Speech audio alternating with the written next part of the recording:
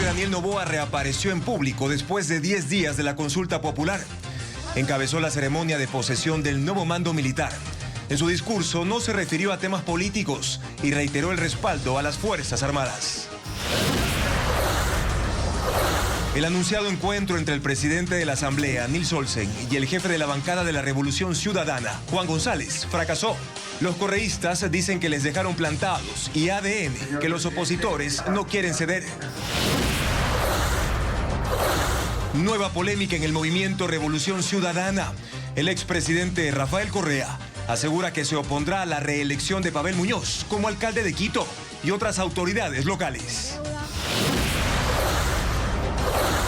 15.000 policías y militares se desplegarán por las zonas comerciales de la provincia del Guayas durante el Black Friday y las festividades de Navidad y fin de año. Mientras los negocios alistan promociones y ofertas como juguetes desde 25 centavos. Javier Jordán, quien ya enfrenta 3 procesos penales en Ecuador, deberá afrontar una nueva investigación, esta vez por incumplir una orden judicial que protege la integridad de las hijas de Fernando Villavicencio. Un empresario sin antecedentes penales fue acribillado en La Puntilla, zona comercial y residencial de San Borondón, cuando salía de un gimnasio. El presidente Donald Trump afirmó que deja la puerta abierta para dialogar con Nicolás Maduro y dijo que las cosas se pueden hacer por las buenas o por las malas. El defensa ecuatoriano William Pacho marcó un gol y fue la gran figura del PSG en el triunfo sobre Tottenham en la 5ª fecha de la Champions League.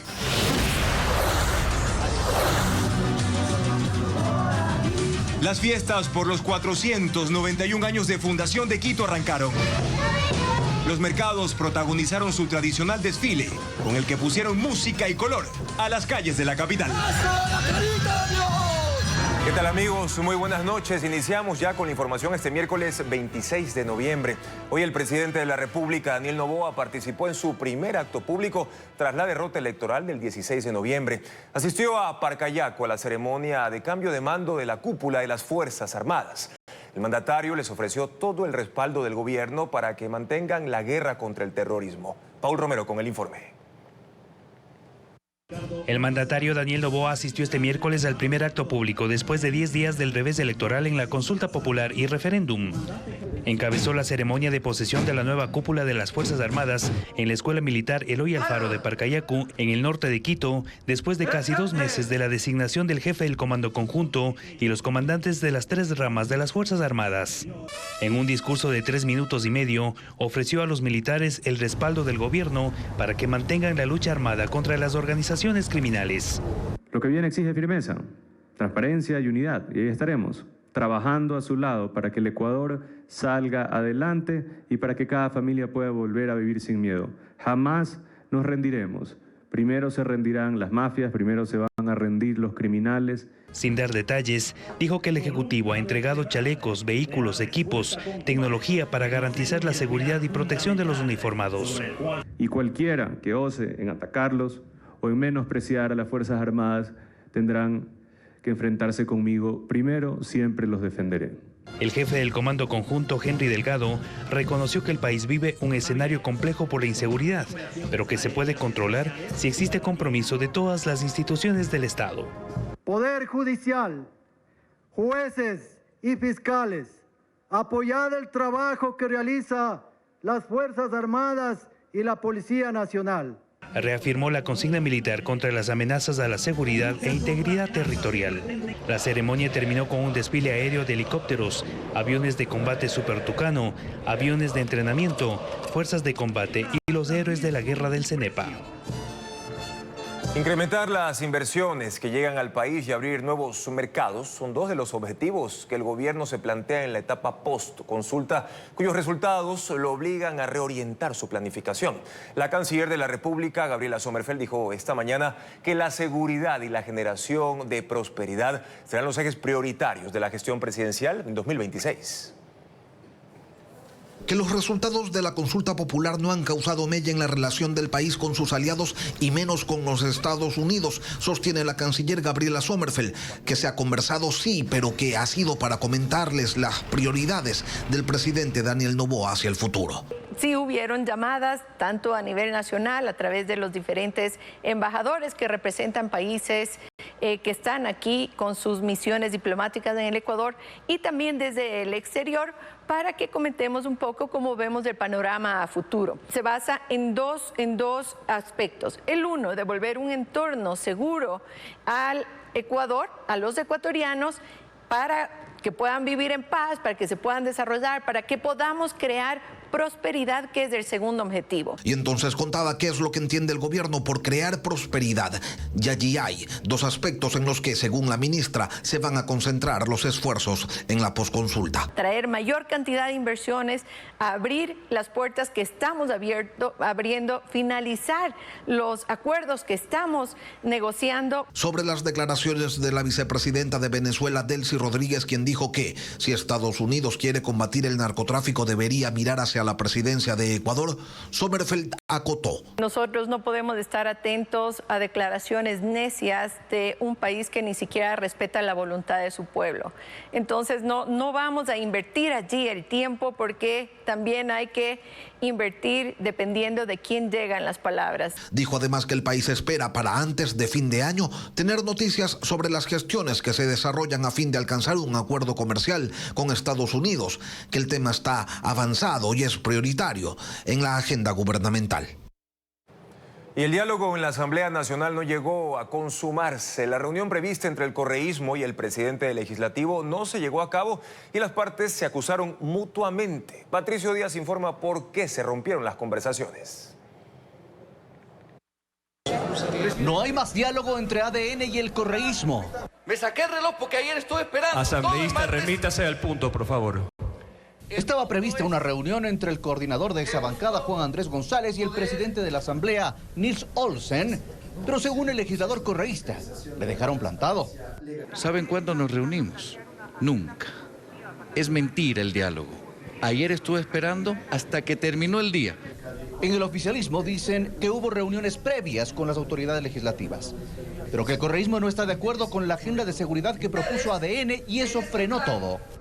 Por ejemplo, se oponen a un régimen penal especial para el crimen organizado, se oponen a que los jueces puedan tener la posibilidad de pedir prisión preventiva a pesar de que el fiscal no lo pida, se oponen en general a que se puedan hacer penas más severas para los criminales. Y para nosotros la agenda en materia de seguridad es la más importante. Ayer teníamos que reunirnos para generar una agenda mínima en favor del pueblo ecuatoriano. ¿Quién falló y quién no se reunió? Fue el gobierno, fue la bancada de ADN. En ADN saben que con esto, además, se cierra cualquier oportunidad para poder aprobar cambios constitucionales desde el legislativo, porque se requieren 100 votos, algo que solo se puede alcanzar con el correísmo. Lo que tenemos que hacer es avanzar con las reformas vía ordinaria que necesitan mayoría simple, que puedan reformar algunos códigos necesarios y urgentes. El llamado a diálogo nacional, al menos en la Asamblea, no rindió frutos. La pugna interna entre el oficialismo y el correísmo continuará. Hoy se desató una nueva disputa que evidenció la crisis interna en el movimiento Revolución Ciudadana. La protagonizó el expresidente Rafael Correa, líder de esa organización política, quien aseguró que se opondrá a la reelección de Pavel Muñoz como alcalde de Quito. Diego Cuenca tiene más detalles de este conflicto. Pavel Muñoz, militante del movimiento correísta Revolución Ciudadana, ese miércoles anunció que en el 2027 buscará reelegirse como alcalde de Quito. Sí, tenemos todos los respaldos para apostar por esa reelección. Mi administración va a terminar con 3.001 obras y algunas de ellas amerita que sean culminadas con éxito y es el principal motivante para ese proceso de reelección. Pero al expresidente Rafael Correa no le agradó la decisión de Muñoz y en redes sociales escribió: cualquiera puede declararse precandidato, es su derecho, pero intentaremos que las candidaturas se decidan con primarias masivas a través de la app RC5, que ya tiene 60.000 suscriptores. Yo públicamente me opondré a cualquier candidato tibio y con innobles contemporizaciones. Es mejor perder todos los gobiernos locales que perder nuestros principios. Esa reacción nuevamente expuso la división profunda que hay al interior del movimiento RC5, pues el pasado 20 de noviembre, Correa también le retiró el respaldo a Marcela Aguiñaga para una eventual reelección como prefecta del Guayas. Marcela Aguiñaga, sí, prefecta del Guayas, mi compañera. Usted lo vio cuando hacía cobertura de noticiosa, de las mujeres que más ha defendido el proceso de la Revolución Ciudadana. Yo creo que nosotros debemos embragar un poquito, esperar a que venga la convención, tener un durísimo debate interno en esa convención y tener posiciones unificadas. ¿A favor de quién? De la ciudadanía. Por su parte, Aguiñaga en su cuenta de X escribió: gracias, querido Pavel, compañero de 1000 batallas, sueños y causas. La polémica continúa después de que la semana pasada Correa volvió a hacer pública su molestia en redes sociales por la reunión que tuvo Aguiñaga con la prefecta de Cotopaxi, Lourdes Tibán, y el alcalde de Guayaquil, Aquiles Álvarez, a quien considera una opositora al correísmo. Esa crisis quedó en evidencia luego de que en julio Muñoz, Aguiñaga y otras 3 autoridades enviaron una carta a Rafael Correa en la que expresaban su desacuerdo con el liderazgo del movimiento a cargo de Luisa González. Pues según ellos, la organización política había perdido el rumbo, por eso pedían una renovación profunda. Y esa anhelada renovación la buscarán en la próxima Convención Nacional del Movimiento RC5, que será en enero, donde esta vez Luisa González no buscará ser reelecta como presidenta del Movimiento Revolución Ciudadana.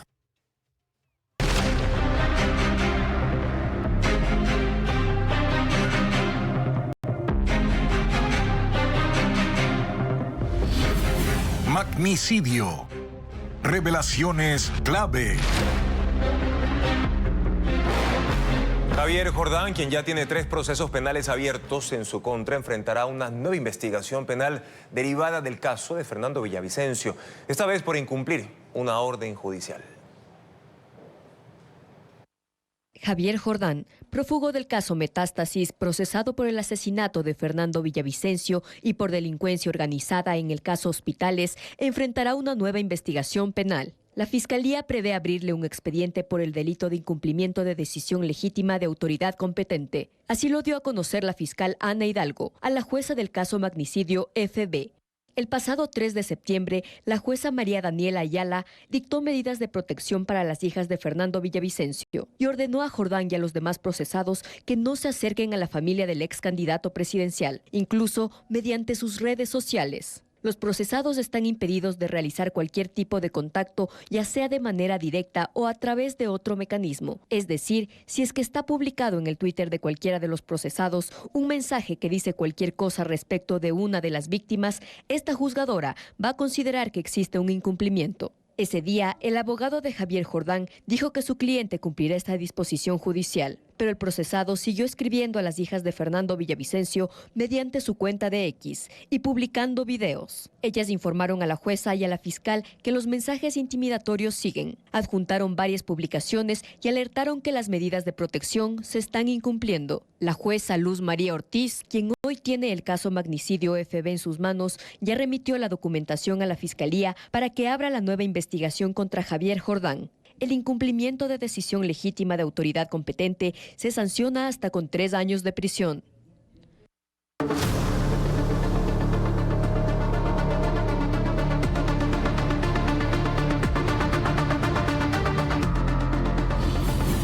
Venezuela.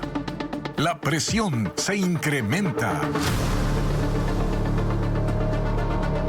El presidente Donald Trump deja abiertas todas las posibilidades para resolver la crisis venezolana. No da por hecho que vaya a conversar directamente con Nicolás Maduro, pero dijo que las cosas se pueden hacer por las buenas o también por las malas. Ocurrió después de la designación oficial del Cártel de los Soles como organización terrorista extranjera. A bordo del Air Force One, en su trayecto de Washington a Florida, el presidente Donald Trump afirmó que deja la puerta abierta para hablar con Nicolás Maduro, mientras continúa el despliegue militar en las operaciones contra el narcotráfico en el Caribe. Quizás hable con él, dijo Trump. E interrogado sobre por qué dialogaría con Maduro, respondió: es el líder y si podemos salvar vidas, si podemos hacer cosas por las buenas está bien. Y si tenemos que hacerlo por las malas, también está bien. Y culpó al régimen chavista de provocar la enorme migración venezolana. Ha causado muchos problemas, ha enviado a millones de personas a nuestro país. Probablemente fueron los mayores abusadores, enviando al Tren de Aragua y a todos los demás, narcotraficantes, capos, prisioneros.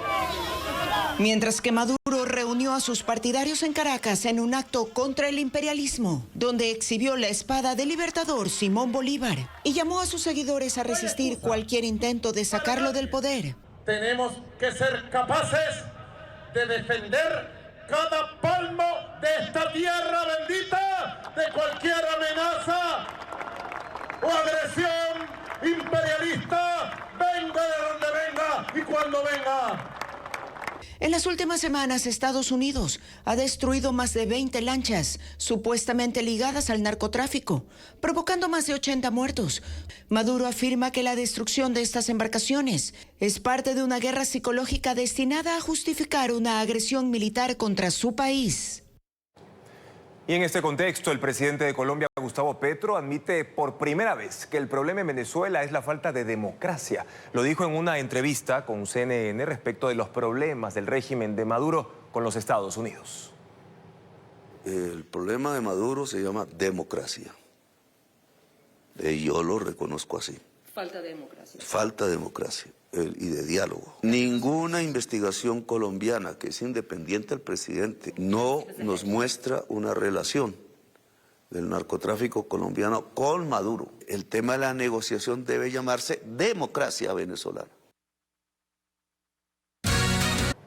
Continuamos con más información. Las fallas en el sistema de la Agencia Nacional de Tránsito volvieron a colapsar la atención en Quito y otras ciudades, pese al mantenimiento anunciado la semana pasada.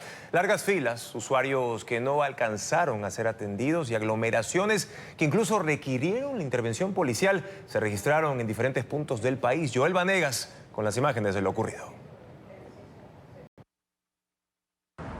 Los ofrecimientos de la ANT quedaron en palabras. Pese al mantenimiento anunciado la semana pasada, el sistema volvió a fallar, paralizando la atención en la matriz de Quito y en otras agencias del país. A partir del viernes estará habilitado, digamos, el sistema para atención normal de todos los usuarios a nivel nacional. Esto dijo el subdirector de la ANT la semana pasada. Aseguró que el mantenimiento realizado buscaba mejorar la plataforma web de la institución. Sin embargo, los usuarios reportaron nuevas fallas desde este martes, lo que volvió a generar retrasos y largas esperas. En la matriz de la ANT en Quito, el avance de turnos se detuvo a las 8 de la mañana de este miércoles y alrededor de 60 personas seguían esperando dentro de las instalaciones. Sí, está un poquito el ambiente, caliente porque no se mueve mucho porque es bastantes papeles que tienen que revisar. Hay mucha fila adentro, no hay sistema, una sola persona está atendiendo y no, está un caos. Muchos usuarios tuvieron que retirarse porque no recibían atención. Ya me voy porque son 2 horas y no he hecho nada. Sí, regresar al trabajo porque no tengo permiso tantas horas. Mañana venir otra vez a las 6 de la mañana a ver qué pasa. Una situación similar se registró en la empresa pública municipal de transporte de Santo Domingo, donde las constantes fallas del sistema Axis provocaron aglomeraciones. 3 tipos de usuario ahorita. Los que vinieron hoy, los que estamos hace 15 días y los que están con el trámite ya casi para terminar. Cientos de personas se concentraron en la entrada, algunas con turnos asignados y otras que habían permanecido horas en la fila. El desorden obligó a la policía a intervenir para mantener el control. El Consejo Nacional Electoral cerró ya el escrutinio del referéndum y la consulta popular ratificando la victoria del no en las 4 preguntas. Si en 3 días no se presentan recursos en contra, esos resultados se van a publicar en el registro oficial y así concluirá el proceso electoral. Más información con Patricio Díaz. Concluyó el escrutinio del referéndum y consulta popular. Los resultados definitivos fueron aprobados este miércoles por el Consejo Nacional Electoral. Con la llegada del material del exterior se pudo procesar al 100% la información. Así, en la pregunta sobre el establecimiento de bases militares extranjeras, el sí obtuvo a nivel nacional el 39.18% y el no el 60.82%. En la segunda pregunta sobre el financiamiento de las organizaciones políticas, el sí llegó al 41.70% y el no al 58.30%. La pregunta sobre la reducción de asambleístas obtuvo el 46.29% de respaldo. mientras el no alcanzó el 53.71%. La consulta sobre la instalación de una asamblea constituyente tuvo en el sí el 38.20% y en el no el 61.80%. Nosotros tenemos que notificar de esta resolución ya cerrada, de esta sesión cerrada, con los resultados definitivos ya contabilizados a nivel nacional a las organizaciones políticas y a las organizaciones sociales que se inscribieron. Estas organizaciones tendrán 3 días para presentar recursos ante el Tribunal Contencioso Electoral. Si no lo hacen, los resultados serán publicados en el registro oficial, con lo que se da por concluido el proceso, según informó la presidenta del organismo. Mientras llegan las elecciones seccionales de 2027. Tienen otros procesos que realizar de carácter local. Un proceso electoral de una junta parroquial en la provincia de Pastaza. También se aprobó la cantonización de Borbón y tendremos que empezar ya a preparar las elecciones para este nuevo cantón. Los consejeros electorales están prorrogados y el proceso de renovación en 2 concursos ha avanzado lentamente en el Consejo de Participación Ciudadana, en medio de acciones de protección y otras demoras. Continuamos con más información aquí en Televistazo Estelar. La policía de Colombia desarticuló parte del grupo guerrillero Autodefensas Unidas de Nariño, que opera cerca de la frontera norte de Ecuador. Determinaron que ese grupo armado adoctrina a jóvenes de las zonas rurales para engrosar sus filas criminales. Lo informa Diego Cuenca. En la frontera norte de Ecuador hay incertidumbre por la presencia de 2 grupos armados colombianos que están pisando territorio ecuatoriano. Los pobladores del Cantón Espejo, en la provincia de Carchi, denunciaron la presencia de hombres con armas largas que portan brazaletes rojos. La policía colombiana maneja 2 hipótesis. La primera, que se trata de comuneros del sur, y la segunda, que son parte del grupo Autodefensas Unidas de Nariño, aunque según sus autoridades, ambas están relacionadas. Y ese martes en Pasto, a 2 horas y media de Tulcán en Carchi, la policía del vecino país hizo un operativo contra Autodefensas Unidas de Nariño, quienes adoctrinaban a jóvenes para fortalecer sus filas criminales, especialmente de aquellos que viven en zonas rurales. 4 de sus cabecillas, que también operaban en Cali y otros sectores de Colombia, fueron capturados. Que estos individuos participaron en alianzas criminales con otras estructuras armadas ilegales conformadas para fortalecer su presencia en zonas rurales y disputar el control territorial en áreas donde se registraban constantes confrontaciones. Buenos días. Los agentes compartieron a Televistazo estos videos que formaron parte de la investigación, en los que se ve a chicos con armas que fueron reclutados con ofertas económicas y les asignaron funciones de vigilancia, apoyo logístico y participación directa en actividades criminales relacionadas con el narcotráfico y extorsión. El ejército cabal de Ipiales confirmó a Televistazo que el grupo armado Comuneros del Sur se encuentra en un proceso de paz con el gobierno, pero que aún así sigue cometiendo actos ilícitos a través de un brazo armado. Esta extensión se llama Autodefensas Unidas de Nariño.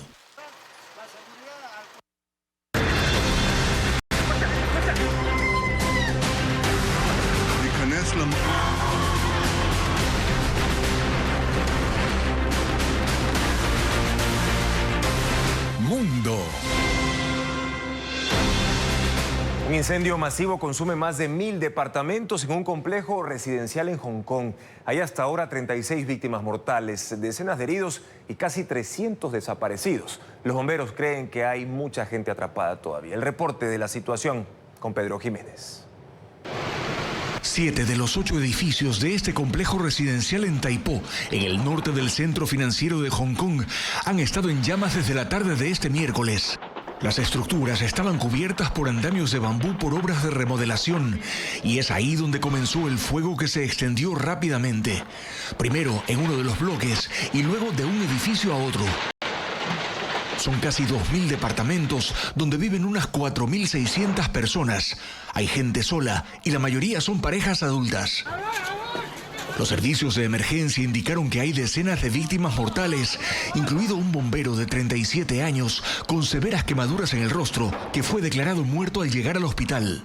Y aunque hubo una rápida evacuación desde el inicio, temen que haya más víctimas. Suponen que hay personas atrapadas, pues por la intensidad de las llamas, hay áreas en las que los bomberos no pueden entrar.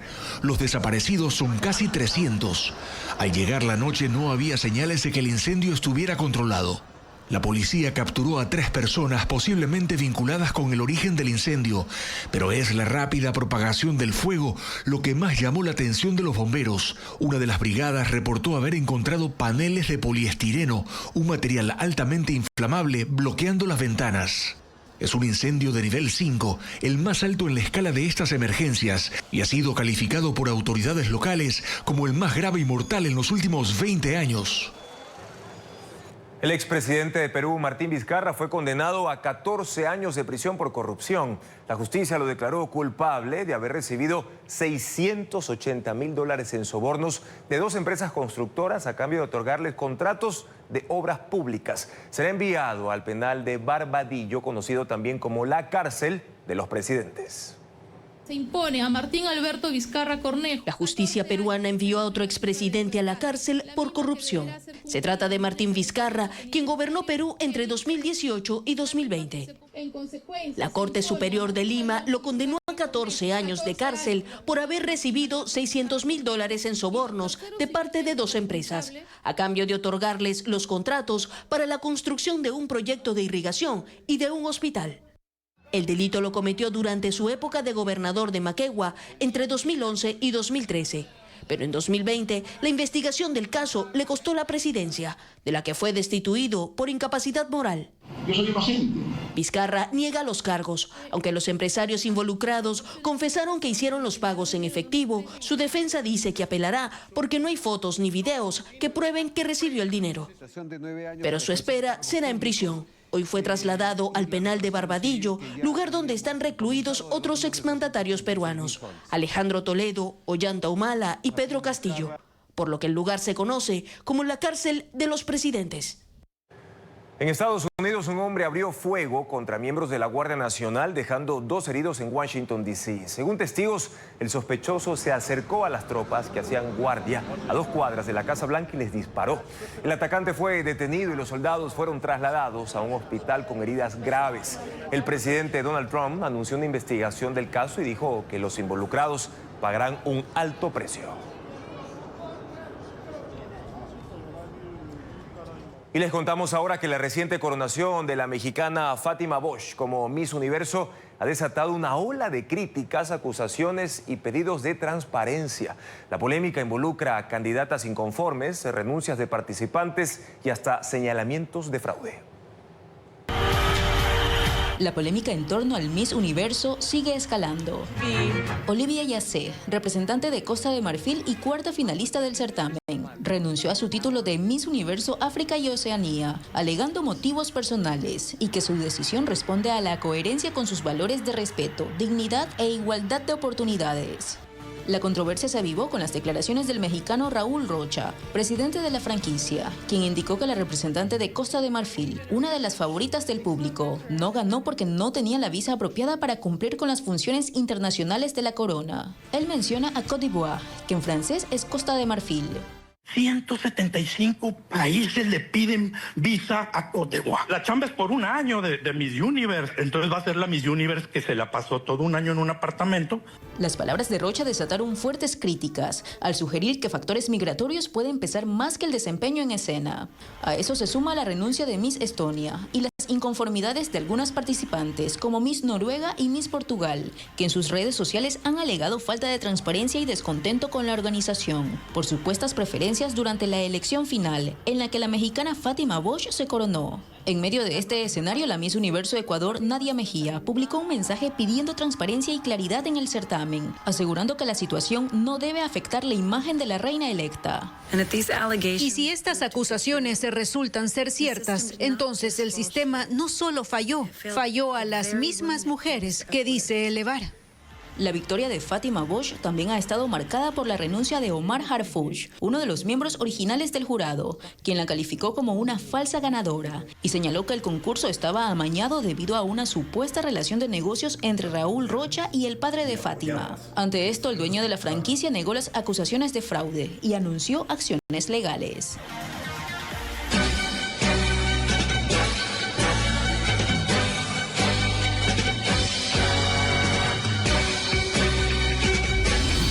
Quito de fiesta, un respiro necesario.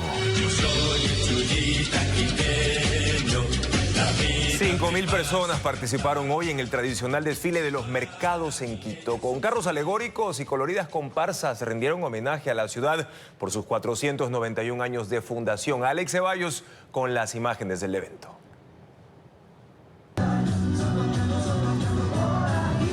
Las calles del centro histórico de Quito se llenaron de ritmo y color.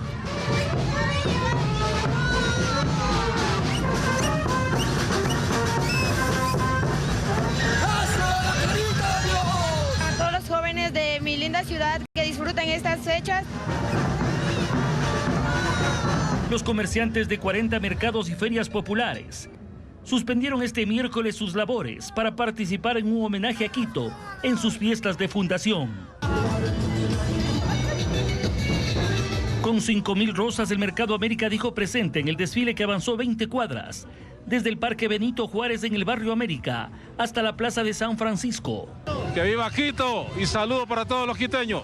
Sí, los diablos nos tomamos Quito, estamos una delegación bien fuerte. ¡Que viva Píllaro! ¡Viva Quito! ¡Que viva Quito! Instituciones educativas, organizaciones sociales y empresas públicas también saludaron a la ciudad.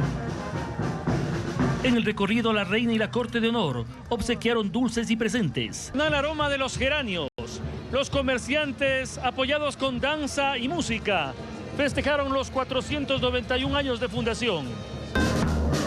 La banda de pueblo acompañó al mercado de San Roque, uno de los más numerosos. Todo el desfile fue financiado con los recursos económicos de los comerciantes. Ellos invirtieron en amplificación, decoración, disfraces, todo para asegurar la presentación. Quito recibe a todos y sean bienvenidos. Disfrutemos las fiestas en paz y sobre todo con respeto. El municipio colaboró en el cierre de vías y la coordinación del evento. Los vehículos eléctricos ya se benefician de una tarifa de $10 por concepto de matriculación.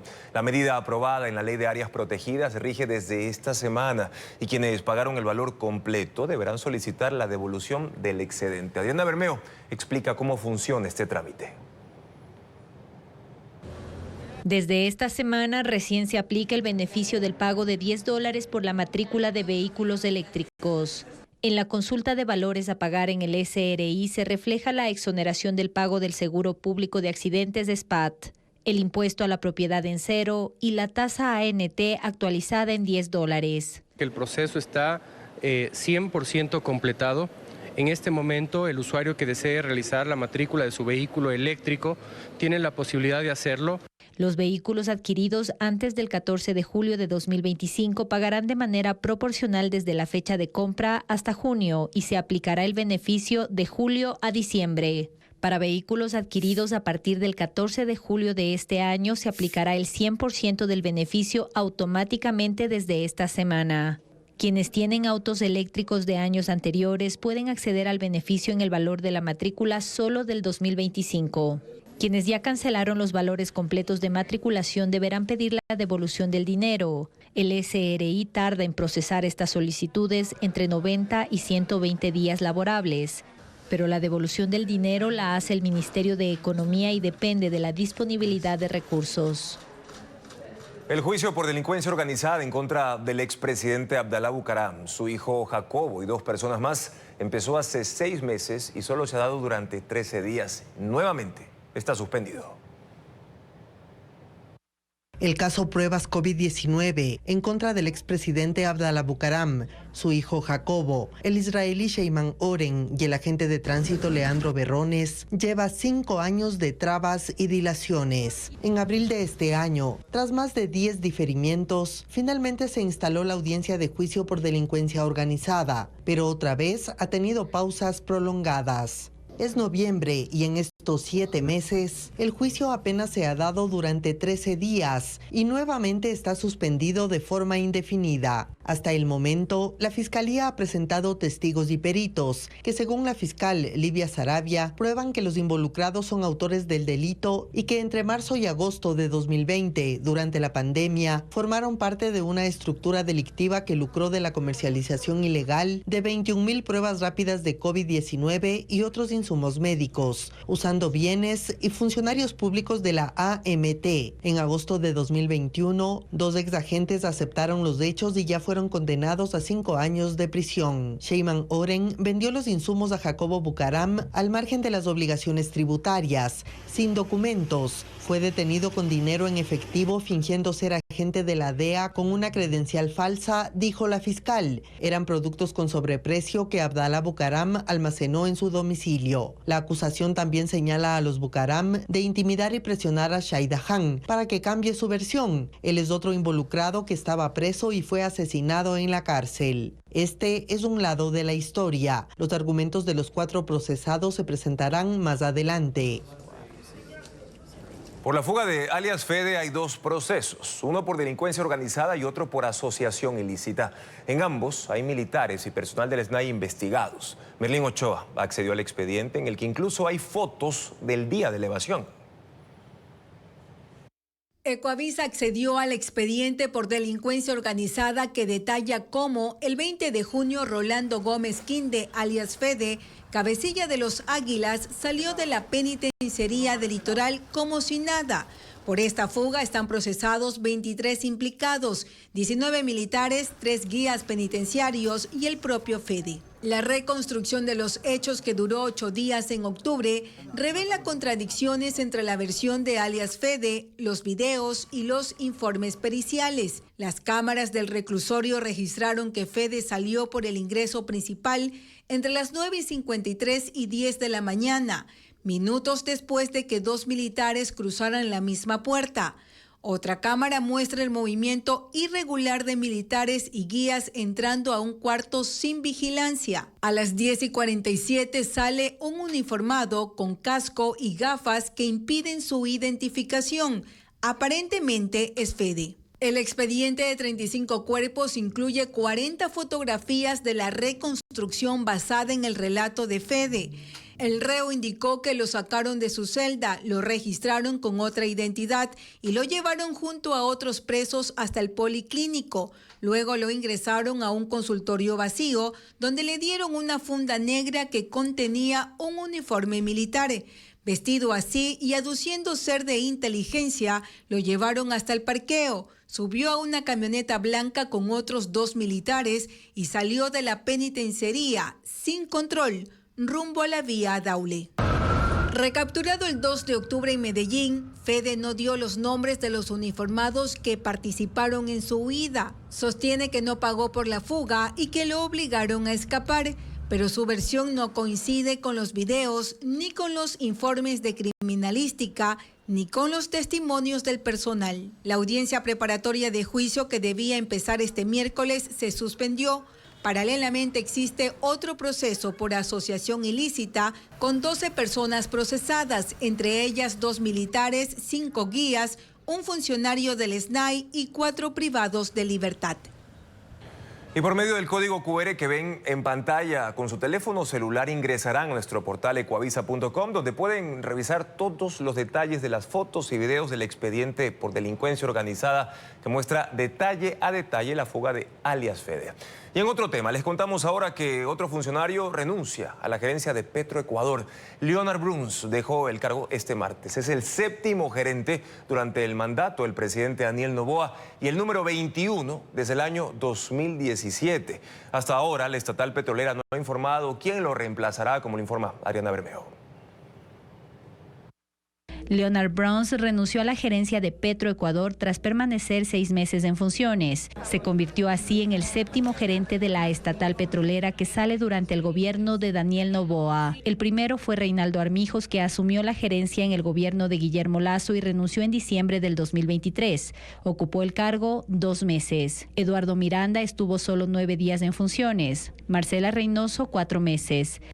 Diego Guerrero 5 meses. Lady Jiménez 3 meses, Roberto Concha 2 meses y Leonard Bruns, que llegó al cargo en mayo en medio de una crisis por el incendio en la refinería de Esmeraldas. En julio suspendieron operaciones los oleoductos SOTE y OCP. Leonard Bruns tuvo buena intención, quiso hacer las cosas, pero finalmente tampoco se dejó ayudar porque A veces lo que ocurre con el funcionario público, que estando dentro de la función, a lo que se dedica es a apagar fuegos día a día, y desde ese punto de vista usted no puede construir una visión estratégica. La inestabilidad de las autoridades de Petroecuador no es reciente. Desde la presidencia de Lenín Moreno en 2017 han pasado 21 gerentes por la estatal petrolera y en promedio ocupan el cargo menos de 6 meses. Los temas que usted tiene pendientes en Petroecuador no los va a resolver en apenas un semestre. Necesita un horizonte de tiempo más largo. El próximo gerente deberá asumir el reto planteado por el gobierno de incrementar la producción petrolera a 500,000 barriles diarios. A la fecha es de 439,000.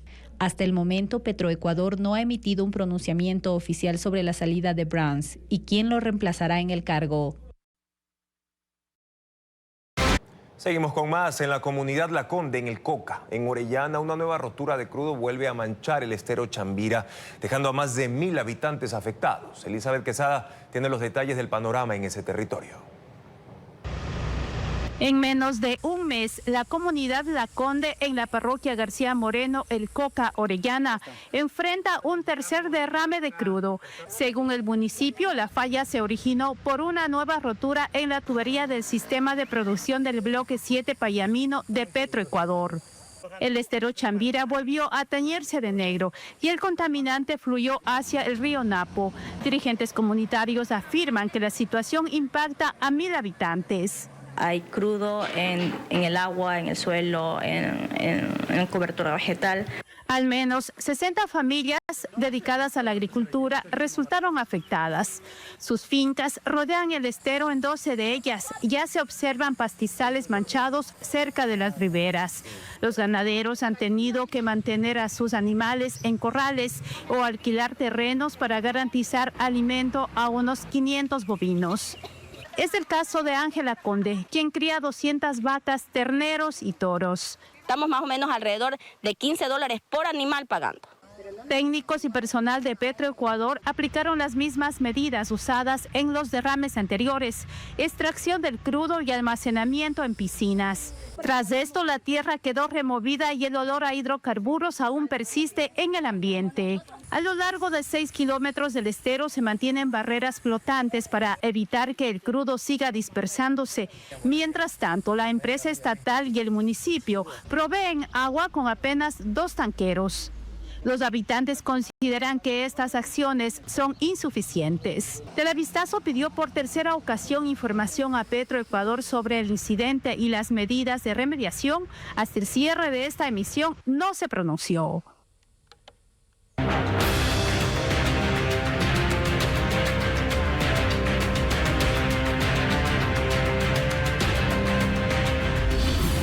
Noboa, 2 años en el poder.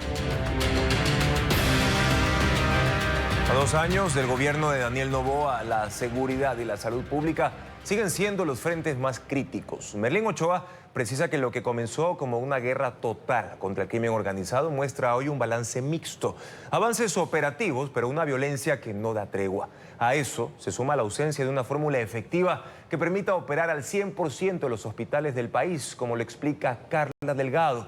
Tenemos un informe del panorama en ambos sectores.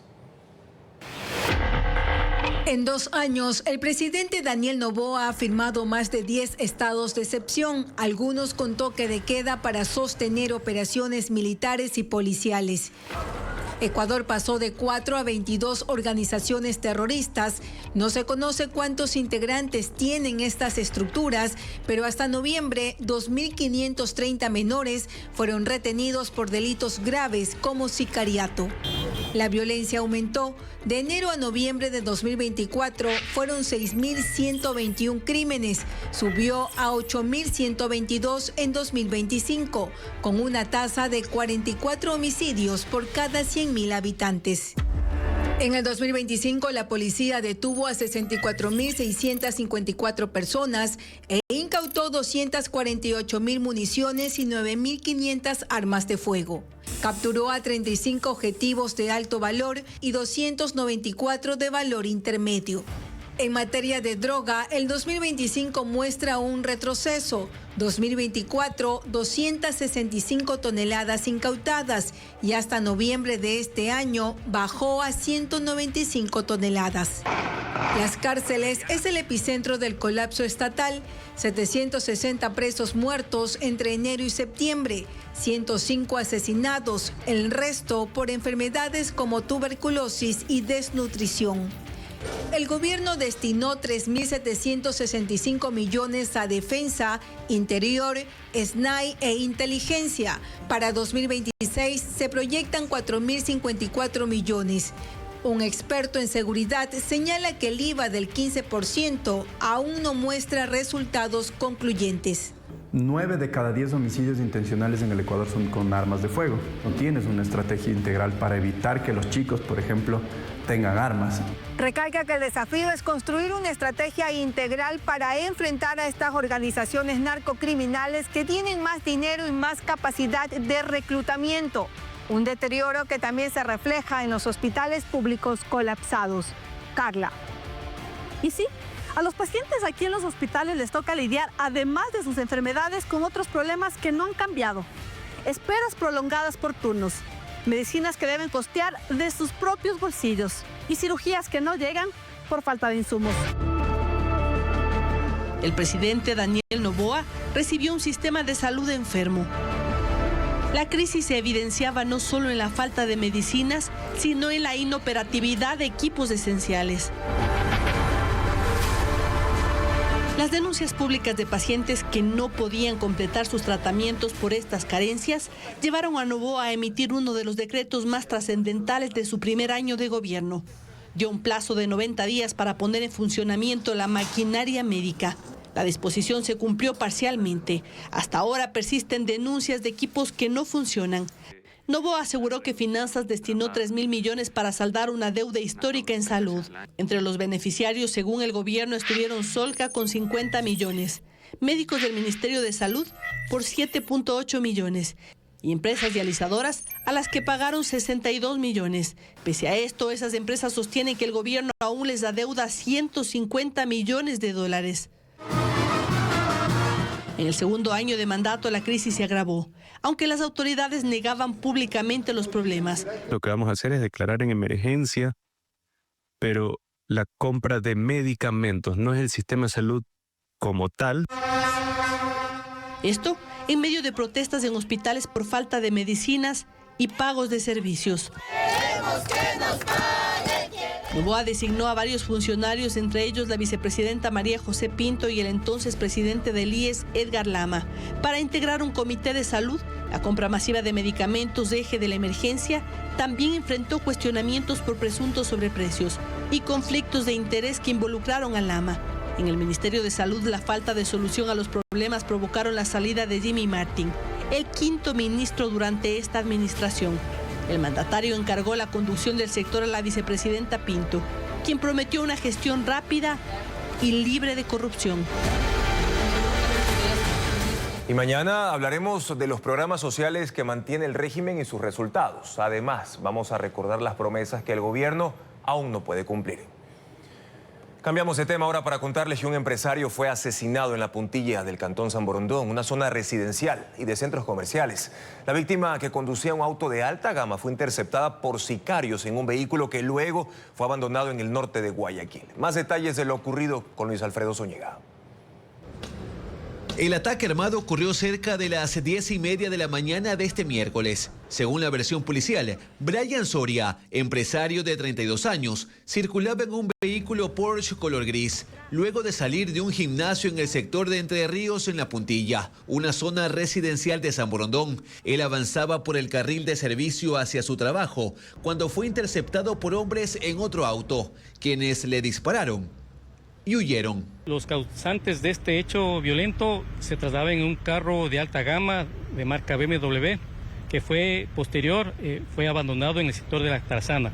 El empresario falleció por los impactos de bala, que también se observaban en el parabrisas y la ventana del lado del copiloto. Se hallaron al menos 25 vainas percutidas de calibre 9 milímetros. La policía acordonó la zona, llegó personal de criminalística y se empezaron a recoger indicios. Minutos después llegaron familiares de la víctima. El procedimiento provocó congestionamiento vehicular por más de 1 hora.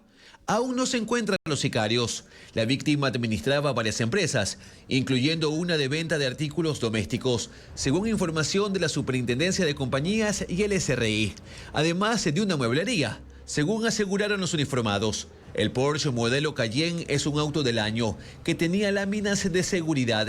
Dentro solo había un bolso con los artículos personales de la víctima.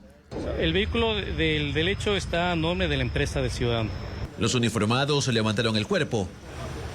Luego encendieron el Porsche y se lo llevaron. En Manabí y Pichincha se registraron 2 hechos sangrientos que dejaron 3 víctimas mortales. Además, en Guayas, la policía desarrolló un mega operativo en 5 distritos, dejando como resultado a 18 detenidos que serían parte de organizaciones criminales. Estefanía Arias con el resumen de estos hechos delictivos. Un ataque armado ocurrió este miércoles en el barrio Nuevo Jaramijó, del cantón del mismo nombre, en Manabí. Según testigos, hombres en moto llegaron al pie de una tienda y abrieron fuego contra las personas que estaban ahí. El hecho dejó 2 hermanos muertos y 2 heridos, entre ellos un menor de 5 años de edad. Un mega operativo se desarrolló en 5 distritos de la zona 8, que comprende a Guayaquil, Durán y San Borondón, durante la noche de ayer y madrugada del miércoles. En total, 18 personas fueron detenidas. Este mega operativo fue realizado en los distritos Sur, 9 de octubre, Portete, Esteros y Durán. Personal que están hoy detenidos serían Lobos, Tiguerones, Johnny Killer y Freddy Krueger. Además, decomisaron 7 explosivos, 9 armas de fuego y 14 motocicletas, objetos que habrían sido utilizados en varios delitos como extorsión, robo y sicariato.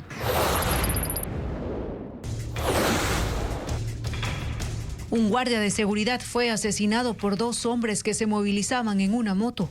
El hecho quedó grabado en una cámara de seguridad del sector San Carlos, norte de Quito. Habitantes denunciaron que los sospechosos serían los mismos delincuentes que están cometiendo asaltos violentos en esa zona y en Cotocollao, por lo que piden una intervención inmediata de la Policía Nacional para frenar esta ola de inseguridad.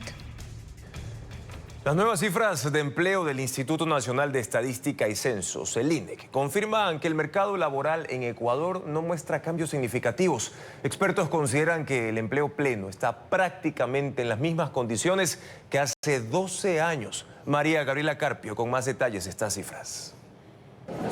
En Ecuador, las cifras del mercado laboral mantienen una tendencia de poca variación. Así lo evidencia la última encuesta del INEC. En octubre de 2024, el empleo adecuado o pleno alcanzaba el 35,3%, con cerca de 3 millones de personas. Para octubre de este año subió a 37,4%, es decir, 3.225.000 personas mantuvieron un empleo formal, con jornada completa y un ingreso igual o superior al salario básico. Para el exministro de Finanzas, Fausto Ortiz, este crecimiento es mínimo. En el año 2013... eran 3.330.000 personas, pero entonces hoy día, 12 años después, todavía no llegamos al nivel de personas con empleo pleno que había en el año 2013. Y eso que en el 2013 había menos de 7 millones de personas en edad de trabajar y hoy día hay más de 8 millones y medio. Según el INEC, el desempleo alcanzó el 3,5% en octubre de 2024, lo que significa cerca de 300.000 personas sin trabajo. Para 2025, esta cifra bajó ligeramente a 3,2%, equivalente a 276.000 personas. Sin embargo, los analistas advierten que esto no significa una economía sana, porque la mayor parte de la fuerza laboral trabaja en condiciones de subempleo e informalidad. Es decir, más de 5 millones de ecuatorianos ganan menos del básico, trabajan menos de 40 horas o lo hacen sin estabilidad ni seguridad social. Si tenemos cerca del 40% de empleo adecuado, tenemos por definición un 60% o algo más de personas que no encuentran una plaza de empleo en donde poder aplicar sus destrezas. Una de esas historias es la de Gregorio Gregory Ayoví, quien es licenciado en educación. Lleva 2 años en un empleo formal y hoy sobrevive con trabajos eventuales. He buscado, he mandado currículums, pero sucede que en Ecuador no es tan sencillo encontrar empleo. Y la gente te dice como de, sí, pero aplica lo que salga. Y a veces aplicas y no te pagan bien, no te afilian. Ambos analistas coinciden en que el empleo pleno solo crecerá si Ecuador atrae más inversión extranjera y moderniza sus reglas laborales para impulsar la producción.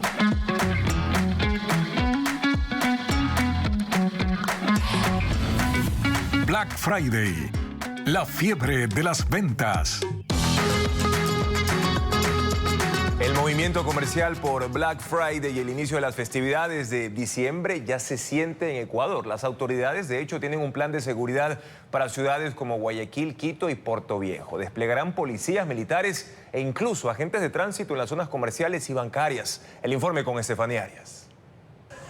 El comercio no es lo único que se activará durante los próximos días por Black Friday. También se intensificarán los operativos de seguridad y control. A partir de este jueves está previsto un incremento en las acciones antidelictivas. Sin embargo, los locales comerciales y sitios de gran concurrencia también están tomando previsiones por sí mismos, contratando más personal de guardias y vigilancia privada. A ver si se contrata a veces más gente para que por el número de gente más que todo que viene a visitar las tiendas. Estén ahí de ojo seco. Exactamente, para estar más atentos más que todo porque se exponen las cadenas, los aretes. Su preocupación crece al recordar que hace 1 mes y medio un coche bomba explotó en el exterior de un centro comercial de Guayaquil y que a partir de entonces las falsas alertas de bomba han proliferado en zonas comerciales. Por eso hay plazas en las que incluso han tomado la decisión de prohibir el ingreso de vehículos sin placas. El intendente del Guayas recorrió varios negocios para socializar con los propietarios las medidas que se tomarán, entre ellas desplegar al menos 15.000 uniformados entre policías y militares en las zonas comerciales de toda la provincia. Vamos a estar afuera de los centros comerciales, vamos a estar en las zonas comerciales tales como bahías y diversos corredores comerciales que se dan por estas fechas en la ciudad de Guayaquil y en la provincia del Guayas. Algo similar ocurrirá en Quito. El plan Diciembre Seguro se activará desde este fin de semana. Dentro de los 3.000 uniformados que patrullarán la capital estarán agentes de inteligencia y reforzarán los operativos a motocicletas, pues recuerdan que está vigente la prohibición de circular 2 personas en una moto. En Manabí también son 3.000 policías. En Portoviejo, por ejemplo, los patrullajes serán por los más de 700 locales que hay en el centro de la ciudad. Ya en la parte preventiva tenemos personal de policía comunitaria que implementa el proyecto de local seguro, que consiste en poner los códigos QR. El código QR garantiza que el personal policial que labora en este sector visite 3 veces al día el local. Medidas que buscan reducir los delitos. Para este sector, el comercial, esta es una de las épocas más importantes en ventas, por lo que esperan que las acciones antidelictivas funcionen. Y escuchen bien, juguetes desde 25 centavos son parte de la oferta que desde esta semana se exhibe por Black Friday. Reconocidas cadenas de artículos para niños anuncian descuentos de hasta el 50%, como nos cuenta Vanessa Robles. Los descuentos, promociones y ofertas que promueve Black Friday centran la atención de muchos compradores en los tradicionales juguetes. Génesis Rodríguez y su esposo cuentan que destinaron $300 de su presupuesto para poder comprarlos y ya van recorriendo al menos 3 tiendas buscando las mejores opciones. Esas normalmente estaban como a $75, $80. Ahorita lo estoy llevando a $40. Las grandes cadenas como Juguetón buscan atraer a compradores con descuentos de hasta el 50% en productos seleccionados, mientras que otros locales en centros comerciales activaron promociones para toda la línea juguetera. Desde este lunes empezó la campaña de juguetes, cualquier juguete a nivel nacional, el 20% de descuento. Los cuadrones recargables que costaban $75 ahora se exhiben en $49,99 con opciones de financiamiento llamativas como pagos con tarjetas de crédito de 3 a 6 meses sin intereses. Pero hay propuestas aún más baratas. Por ejemplo, la muñeca más barata es la Bonnie, cuesta $2,99, pero también hay en versión de Sirenita que cuesta $3,99. Aquí todo es barato, vea. Los descuentos de Viernes Negro también se promocionan en la Bahía. Don Ángel Arias hace un año llegó desde Babahoyo a las calles Coronel y Febres Cordero en el centro. Y es conocido por vender juguetes desde 25 centavos. Solo por esta semana hay mucho descuento. Aquí hay juguetitos de 25, de 85 centavos y de $1. Las muñecas como la Bubu siguen siendo las más buscadas. Antes valían $25, pero esta semana se venden en 18 en el local de Noguchi y Capitán Nájera. También se ofrecen pistolas de burbujas en $5 y cuerdas para saltar con contador de vueltas incluido, entre otros. Estas volquetas estaban en $18, pero ahí se bajaron a 15, ahorita ya está de promoción, $12 ya, si lleva 2 en adelante se le puede dejar en $10 cada uno. Las promociones se extenderán hasta el domingo y los negocios aspiran a incrementar sus ventas hasta en un 50% en la última semana de noviembre. Guayaquil se viste de cine con invitados internacionales. El Guaya Fest está celebrando su tercera edición y esta vez con un atractivo adicional. Un ciclo de conferencias llamado Guaya Series que busca mostrar al mundo los proyectos audiovisuales que se desarrollan en Ecuador. Diana León nos cuenta más de esta iniciativa. El Guaya Fest arranca en Guayaquil y no viene solo. Este festival, que tradicionalmente se centra en el cine y las producciones para la gran pantalla, esta vez se abre a otros formatos y da la bienvenida a Guaya Series. Contará con referentes internacionales del streaming y producción de series. Se trata de un ciclo de conferencias y conversatorios que busca abrir el mercado audiovisual ecuatoriano al mundo. Ana Cecilia Alvarado, CEO de Ecuavis Studios, lo describe como un mini festival dentro del gran festival cinematográfico liderado por Daniela Kramer. Nosotros hemos creado Guaya Series para darle herramientas a la industria audiovisual, a los creadores, productores y directores y ampliar la conversación del cine a las plataformas, a las series, a los documentales y hablar exactamente de cómo Ecuador se puede convertir en un hub audiovisual regional. Desde México, país cuya cinematografía se celebra en esta edición del Guaya Fest, está invitado Leonardo Cimbrón, productor detrás del éxito de Netflix, Club de Cuervos. Yo sé que él está ahí arriba. Generar una historia muy ecuatoriana que pueda exportarse y que tenga un peso a nivel internacional. También estará presente Fabricio Ferrara, director de negocios de Content Americas y C21. Sabemos también de parte de muchos proveedores de formatos y de contenidos que Ecuador es un mercado sumamente atractivo, estable. Ellos serán parte de las conferencias Guaya Series, que se realizarán en el Hotel Hilton Colón de Guayaquil este jueves 27 de noviembre, desde las 11 de la mañana. Otros rostros de la gran inauguración fueron las actrices Sharon López, de Ecuador, y desde México, Elifer Torres, reconocida por ser la protagonista de Betty en Nueva York. Las charlas son gratuitas y están abiertas para todo el público interesado. Y la revista Billboard publicó su lista de las 50 mejores bandas de rock de todos los tiempos. Además, la cantante Dua Lipa sorprendió al público peruano al interpretar el sencillo Cariñito durante su concierto en Lima. Las imágenes con Ana María Palacios. La revista Billboard presentó la lista de las 50 mejores bandas de rock de todos los tiempos. En primer lugar aparece The Beatles, considerada una de las agrupaciones más influyentes de la historia por revolucionar la música y experimentar con nuevos sonidos. En segundo lugar se encuentra The Rolling Stones y en tercero Led Zeppelin. En la lista también figuran artistas latinos como el mexicano Carlos Santana. La agrupación mexicana Maná marcó un nuevo récord en Los Ángeles al imponer la mayor cantidad de conciertos realizados en arenas de esa ciudad de Estados Unidos. Con su gira Vivir Sin Aire Tour, alcanzaron 44 presentaciones, superando al legendario Bruce Springsteen, quien mantenía la marca con 42 shows.